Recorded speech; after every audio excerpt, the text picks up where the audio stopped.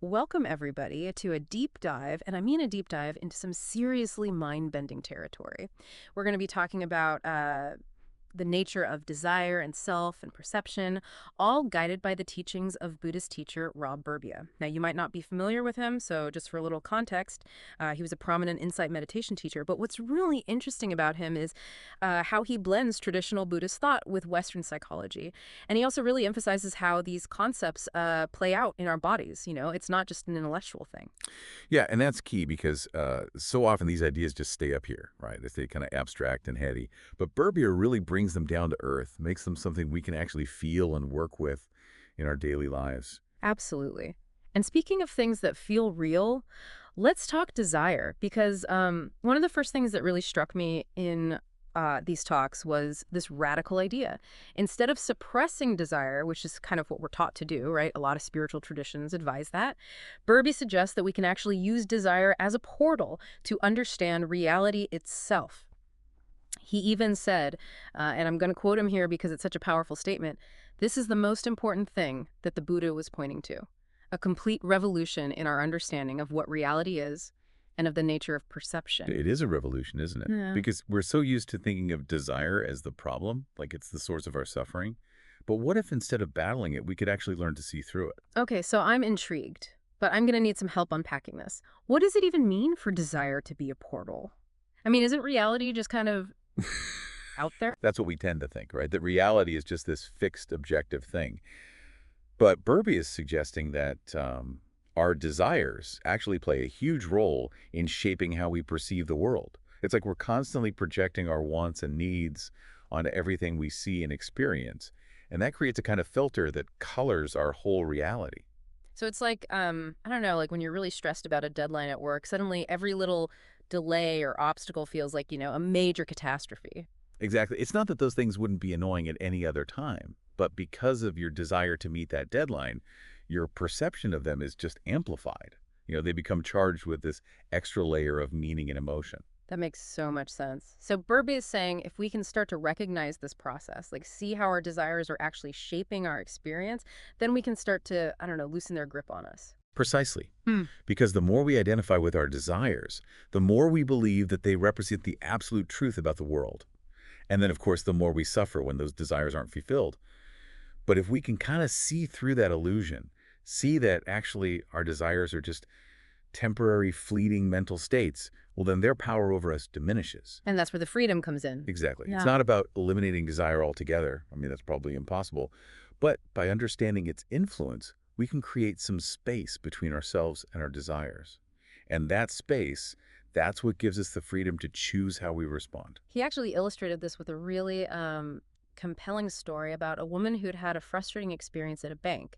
And she was really holding on to the hurt of not receiving an apology from them. Oh, yes. And what Burbee did, instead of focusing on that lack of apology, was encourage her to explore the deeper desire beneath that surface frustration. Okay. Which, The need for respect and acknowledgement. And, once she connected with that deeper need, she was able to find a different kind of resolution. It wasn't about the bank changing their behavior. It was about her recognizing her own inherent worthiness of respect. wow. So it's like by shifting her focus from that external circumstance, the apology she didn't get, to the internal desire, she was actually able to access a different kind of freedom. So I guess, we could all ask ourselves, when we're caught in that cycle of craving, what's the deeper desire that's seeking expression? What does it truly need? It's a powerful question, isn't it? Because so often we get fixated on just the surface level of our wants, Yeah. like that specific thing, that outcome, without recognizing the deeper yearning beneath it. And, that yearning might be for connection, for love, for meaning, for a sense of belonging. And those deeper desires, I mean, they're not inherently bad, are they? It's just that we contract around them, So they end up feeling kind of small and painful instead of allowing them to, I don't know, to blossom into something more, well, more profound. That's a beautiful way to put it. And I think the contraction is often fueled by fear, fear of not getting what we want, fear of being vulnerable, fear of the unknown, all of that. Oh, absolutely. And that's a great segue because fear is definitely a big theme in Burbea's talks. He actually calls it the ever-present challenge of fear. And I think that's something we can all relate to, right? Oh, for sure. Fear shows up in so many different ways, doesn't it? Yeah. And it can be so debilitating. It really can. And What I found really helpful was how Burbea kind of breaks down the experience of fear into these three distinct aspects. So you've got the physical sensations, right? The actual like bodily experience of fear. And then you've got that mental constriction, that feeling of everything kind of closing in. And then, of course, you've got those reactive thoughts, those stories that start spinning out of control. It's like a domino effect. Yeah. First, we feel that familiar tightness in the chest, the racing heart. Maybe our breathing gets shallow. The body is basically in fight or flight mode, right? Hmm. It's getting ready to deal with a perceived threat. Right, the classic stress response. Exactly. And then the mind starts to contract around that fear. It's like everything is closing in, Hmm. our thoughts narrow, they get fixated on the object of our fear. And then, of course, the stories start spinning. What if this happens? What if that happens? I can't handle this. Yeah, exactly. This whirlwind of anxiety takes over. Hmm. But Burbea offers some really practical tools for working with fear skillfully. One technique he suggests is um, deliberately expanding our awareness. So instead of contracting around that fear, we can practice opening up to the space around us, noticing the sensations in our body without judgment, letting our thoughts come and go without getting swept away. It sounds almost counterintuitive, doesn't it? Like when we're afraid, the natural instinct is to kind of close down, protect ourselves. Yeah. But he's saying by opening up, by creating space, we can actually diminish the power of that fear. Precisely. It's like giving the fear room to breathe, so to speak, so it doesn't feel so overwhelming. Instead of resisting those sensations and thoughts, we can acknowledge them, allow them to be there, and just kind of watch them arise and pass away without getting caught up in all the drama.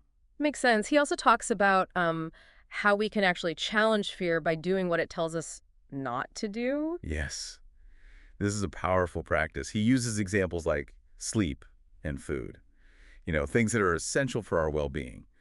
But sometimes we develop these fears around them, fearing not getting enough sleep, fearing certain foods, and that can lead to all sorts of unnecessary restriction and anxiety. So it's like if I'm afraid of public speaking, the antidote might be to, I don't know, sign up for a speaking class. Exactly. It's about gently pushing our boundaries, Yeah. exposing ourselves to the things we fear in a controlled and mindful way. Of course, this should always be done with discernment and self-compassion. It's not about recklessly throwing ourselves into dangerous situations. Right, of course. It's more about finding that edge where we feel the fear, but we also feel a sense of empowerment, I guess, a sense of possibility. It reminds me of something else he said that really struck me. Burbea talked about how this path of insight meditation, it's not about forcing ourselves to be perfectly mindful all the time. He even uses this term, stupid practice, to describe a way of approaching meditation that's just focused on kind of enduring unpleasant sensations. Yeah, and that term might sound a little jarring at first, but I think what he's highlighting is the potential pitfall of just gritting our teeth and bearing it without actually understanding the nature of our experience. So instead of just trying to, power through discomfort, what's the alternative? Well, Burbea emphasizes that true freedom comes from understanding the nature of our experience, and that understanding can arise through mindfulness. But it's not just about being present with sensations, it's about seeing the impermanence of everything. The interconnectedness of all things, the lack of a solid self. It's about seeing through the illusion of our fixed perceptions. Which brings to mind the story he shared about forgetting to close his car window before leaving for a retreat. I mean, I think a lot of us would have totally beaten ourselves up about that. But he used it as an example of how our actions often arise from a whole web of conditions, not just personal failing. Exactly. He was running late, probably a bit distracted, and instead of adding to the stress by berating himself, he recognized that it wasn't about being mindless. It was a confluence of conditions that all kind of contributed to that moment. So it's a much more compassionate way of looking at our mistakes, I guess. Yes, and I think this awareness of the web of conditions can be incredibly helpful when we're working with challenging emotions like fear. Because instead of personalizing that fear, seeing it as a sign of weakness or inadequacy, we can start to recognize the factors that are contributing to it, whether it's past conditioning, current circumstances, or even just our own thought patterns. So it's like we can take the inner critic off the stand, so to speak, and put the whole situation on trial. I love that analogy. It really helps to depersonalize the experience, to see it with a bit more objectivity. Now, Burbea also talks a lot about the practice of loving kindness meditation, which is often called metta practice. And he frames it as a really powerful antidote to fear. And I think that's an important point because, fear often arises from this sense of separation, of feeling alone and vulnerable. Absolutely. Meta practice is essentially about cultivating a heart filled with love and compassion. And by doing so, we start to dissolve that sense of separation, that feeling of being isolated and alone in our struggles. So it's more than just, being nice to people. It's about cultivating a much deeper sense of connection and empathy. Yes, it's about recognizing our shared humanity. The fact that we're all in this together, navigating the ups and downs of life. I love how he puts it in one of the talks. He says, hatred never ceases through hatred. Hatred only ceases through love. This is an ancient and eternal truth. Yeah. And that quote really gets to the heart of loving kindness practice. It's about meeting hatred and anger with compassion and understanding, not with more hatred, because fighting fire with fire just creates a bigger blaze. Which is, of course, easier said than done, right? I mean, how do we actually cultivate loving kindness, especially when we're feeling overwhelmed by anger or resentment? Well, Burbea suggests starting with ourselves. We can't offer genuine compassion to others if we haven't first cultivated it within ourselves. It's like that saying, you can't pour from an empty cup. Right. So we need to fill our own cup with loving kindness before we can share it with others. But how do we do that? One way is through formal meditation practice, repeating phrases like, may I be well, may I be happy, may I be peaceful, may I be free. And then gradually extending that loving kindness outward. So it starts with ourselves, then maybe to loved ones, then to neutral people, then to difficult people, and eventually to all beings everywhere. Exactly. And it's not just something we do on the cushion either. We can practice loving kindness in our daily lives through small acts of kindness, through mindful speech, even just offering a kind smile to a stranger. It's about weaving loving kindness into the fabric of our lives, making it a way of being. Now, another thing that Burbea emphasizes is that this work of self-discovery, it's not just about personal growth and transformation. It's also about recognizing our interconnectedness. Yes, this is a crucial point. He makes it very clear that our individual liberation is inextricably linked to the liberation of all beings. We're all part of this vast web of life, and our actions have ripple effects that extend far beyond ourselves. So it's not about, isolating ourselves on a mountaintop and seeking enlightenment for ourselves alone. Exactly. It's about bringing that wisdom and compassion back into the world, using it to create a more just and compassionate society for all. He talks about how as we cultivate more awareness and compassion, we naturally start to see the suffering in the world. And we feel this calling to respond, to take action. Yes, he encourages us to find skillful ways to engage with the world, to use our voices and actions to create positive change. But he also cautions against getting caught up in self-righteousness or a sense of superiority. Right. He emphasizes the importance of humility, recognizing that we're all works in progress. We're all doing the best we can with the understanding we have at any given moment. So it's not about, judging or blaming others for their ignorance or their harmful actions. It's about meeting them with compassion and understanding and trying to find ways to inspire positive change. Exactly. And he reminds us that even our efforts to create positive change will inevitably be imperfect. We need to be willing to learn from our mistakes and to keep refining our understanding and our actions. It's about embracing the messiness of the human experience, both individually and collectively, and recognizing that growth and transformation are ongoing processes. I think he'd appreciate how you're bringing in the personal with these reflections. It makes it feel much more relatable for our listener.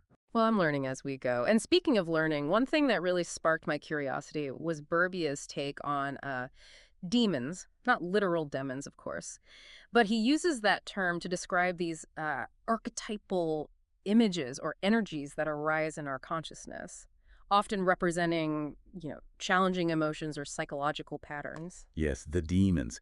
He uses that term such a playful way, doesn't he? And I think it's important to remember that he's not talking about something that's inherently evil or bad.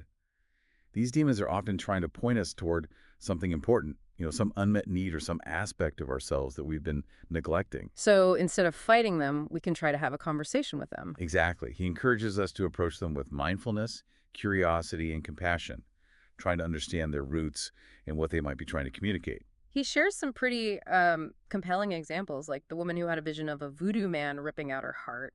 It sounds terrifying, but for her, it was actually a really liberating experience. Yes. And he talks about another woman who had a vision of this naked golden goddess offering her nourishment.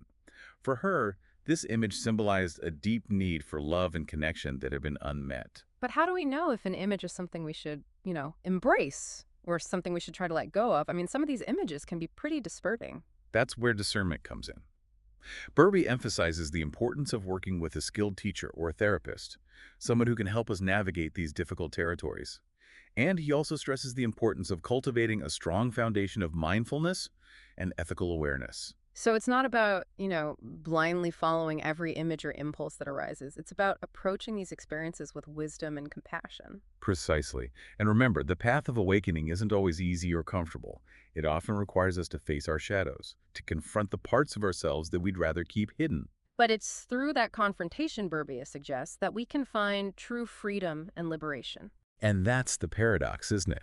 We often think that freedom comes from getting rid of the bad stuff, the difficult emotions, the challenging experiences. But Burbea is suggesting that true freedom comes from embracing the wholeness of our being, including the shadows. And that can be a messy process. But he also encourages us to approach this work with a spirit of playfulness and creativity. He seems to really trust that, we have the inner resources to navigate the challenges as long as we stay open and curious. I think that's one of the most beautiful things about Burbea's teachings. He doesn't shy away from the difficult stuff, but he always points us back to that innate capacity for wisdom and compassion that we all possess. Yeah, I love that about his work too. And he's also really clear that this isn't a solo mission, right? We can draw support from the wisdom teachings from a community of fellow practitioners and from a skilled teacher or therapist who can offer guidance. Yes. He reminds us that we have a whole team of allies cheering us on. And with the right support, we can navigate those inevitable challenges and emerge with a deeper sense of freedom, wisdom, and compassion. It really is, comforting to remember that. And that actually leads us to another key teaching of Burbea's, the concept of emptiness. Ah, yes, emptiness. One of the most profound and often misunderstood concepts in Buddhist thought. Definitely. And just to clarify, we're not talking about nothingness, right? Right. Emptiness in the Buddhist sense, it doesn't mean that nothing exists. It means that things lack inherent fixed existence. It's the understanding that everything is in a constant state of flux, interconnected and impermanent. So even our sense of self is empty. Exactly. We tend to cling to this fixed idea of who we are. But Burbea is suggesting that that idea is ultimately an illusion. And he says, clinging to those fixed ideas of self and the world, that's what leads to so much suffering.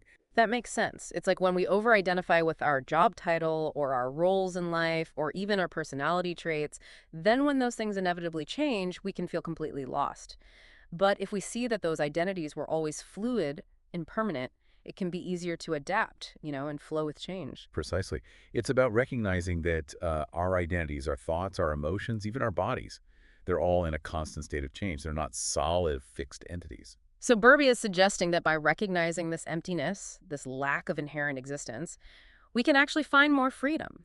He says it brings a profound sense of freedom because when we let go of that clinging to fixed ideas, we open ourselves up to a much wider range of possibilities. We become less rigid, less reactive, and more adaptable to the ever-changing flow of life. It's like if we can see through the illusion of our fixed perceptions, we can actually start to experience reality in this much more spacious and fluid way. Exactly. And this understanding of emptiness, it's not just a philosophical concept. It's something we can actually experience through mindfulness practice. As we pay attention to our thoughts, our sensations, our emotions, we start to notice their impermanent nature. They arise, they change, and they pass away. He even points out that the experience of no self that some meditators have, where the personality kind of seems to dissolve, that can actually become a trap if we cling to it as a fixed state. It's like a stepping stone, not the final destination. That's such an important point because our minds are incredibly adept at creating new, often subtle forms of clinging. Even to spiritual experiences, it really highlights how important it is to approach this path with humility and a willingness to keep learning and growing. That makes me think of how Burbea encourages us not to take even the Buddhist teachings themselves as dogma. He actually says, we should question everything, investigate the teachings for ourselves, and see them as skillful means, not fixed pronouncements. He even compares our perceptions to a bicycle pump, the way we kind of inflate them out of proportion. Oh, yes. That analogy is so vivid. It's like we take a tiny seed of experience and we turn it into this giant thorny weed. We blow things out of proportion, making them seem much bigger and more significant than they actually are. Can you give me an example? Sure. Imagine you're feeling insecure about your job performance. You make a small mistake, And suddenly your mind starts spinning this story about how you're incompetent and you're going to get fired. You're taking that one small mistake and inflating it, making it seem like it's a reflection of your entire worth as a person. Which is clearly not true. It's just one mistake in the grand scheme of things. Exactly. And Burbea suggests that by recognizing this tendency to inflate our perceptions, we can start to loosen our grip on them. We can allow them to arise and pass away without getting so caught up in all the drama. It's about recognizing the impermanence of everything, even our most intense emotions and thoughts. Yes. And by seeing their impermanence, we can start to free ourselves from the suffering they cause. It's not about denying our experience, but about relating to it in a more skillful way. And this brings us back to that question we touched on earlier. If our perceptions are so fluid and malleable, what kind of reality do we want to create? That's the invitation, isn't it? To become conscious creators of our experience, rather than just passive recipients of whatever life throws at us. I love that. It's like instead of seeing ourselves as victims of circumstance, we can start to see ourselves as artists, shaping our reality with each thought, each word, each action. And Burbea suggests that the most skillful way to create a reality that's aligned with our deepest values is by cultivating wisdom and compassion. Because when we see the interconnectedness of all things, when we understand that our actions have ripple effects that extend far beyond ourselves, we naturally start to act in ways that benefit not just ourselves, but all beings. So it all comes back to that sense of interconnectedness. It does, doesn't it? It's like this golden thread that runs through all of Burbea's teachings. The understanding that we're all in this together, that our individual well-being is inextricably linked to the well-being of all beings. And that's such a beautiful and inspiring message to end on. I feel like we've only just scratched the surface of Burbea's teachings. But this has been such a rich and insightful deep dive. I agree. It's amazing how much depth and nuance there is to explore in his work. We've covered so much ground, seeing desire as a portal, the power of deconstructing the self, the transformative potential of embracing those demons, the liberating understanding of emptiness, the practice of loving kindness. And what stands out to me is just how practical and down-to-earth his teachings are. It's not just about abstract philosophy. It's about how we live our lives, moment to moment. Exactly. He gives us so many tools and practices that we can actually apply in our daily lives to cultivate more freedom, wisdom, and compassion. And he reminds us that this path is a journey, not a destination. It's a journey of endless discovery and transformation. So true. And what I love is that he encourages us to approach this journey with a sense of humor and playfulness, remembering that even in the midst of challenges, there's always a place for laughter and lightness. He reminds us not to take ourselves too seriously, to embrace the cosmic joke. Exactly. Well, thank you so much for diving deep with us into the world of Rob Burbea. I hope our listeners have found this exploration as enriching and inspiring as we have. I hope so too. And for those who want to delve even deeper, we encourage you to check out Rob Burbea's talks and writings. There's a whole universe of wisdom waiting to be discovered. And until next time, may you be well, may you be happy, may you be peaceful, and may you be free.